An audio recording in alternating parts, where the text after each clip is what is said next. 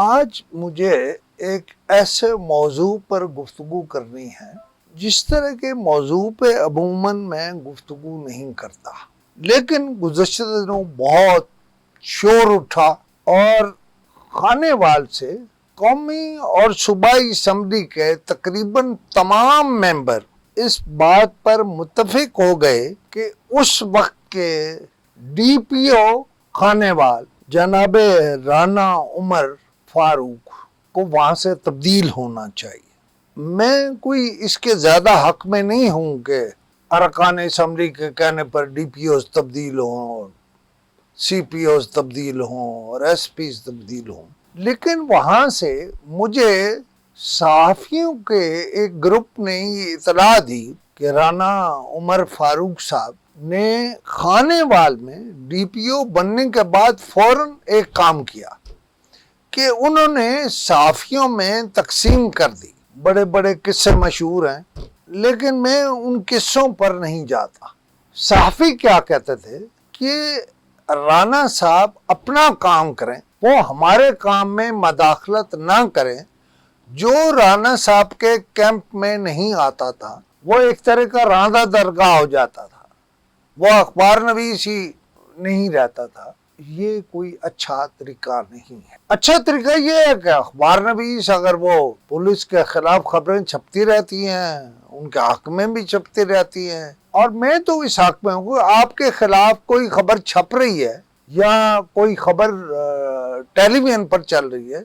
تو اگر آپ ٹھیک ہیں، یعنی پولیس ٹھیک ہے، تو ڈی پی او ایک بندہ رکھے اپنا پی آر او اور وہ وضاحت کر دے۔ لیکن یہ معاملہ اس حد تک بڑھا کہ ایک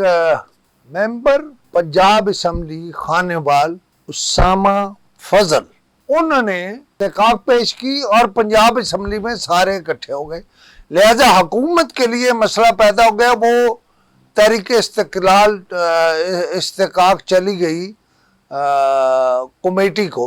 اور رانا فاروق صاحب تبدیل ہو گئے۔ میرے ان صحافی بھائیوں میں سے ایک جناب اقبال قریشی جو میرے ایک طرح سے شاگرد رہے، انہوں نے مجھے کئی بار بتایا کہ خوشنود صاحب، ہمارا واقعی یعنی پولیس افسر کی تبدیلی سے کوئی تعلق نہیں ہونا چاہیے، لیکن ہمارے اندر اتنی لڑائی ڈال دی گئی ہے کہ اب ہماری سوچ سے بھی باہر کا کام ہے اور ہم اس طرح کی لڑائی چاہتے بھی نہیں ہیں۔ لہذا اب رانا صاحب وہاں سے رخصت ہو چکے، ایکس ڈی پی او ہو گئے وہاں کے، لیکن میں صرف اتنا کہنا چاہتا ہوں کہ دیکھیں، کوئی انسان کلی طور پر اتنا برا بھی نہیں ہوتا اور اتنا اچھا بھی نہیں ہوتا، اور ہر ایک سے یکساں بھی نہیں ہوتا، لیکن میں صرف اس حوالے سے بات کرنا چاہتا ہوں کہ جو بھی اذراع ہیں اور جتنے بھی وہاں کے اخبار نویس ہیں، وہاں کے میڈیا پرسنز ہیں، انہیں اپنا کام کرنے دیں اور پولیس اپنا کام کرے۔ اگر یہ دونوں اپنی اپنی حد میں رہیں گے تو آئندہ ایسا کوئی واقعہ پیش نہیں آئے گا۔ خدا حافظ۔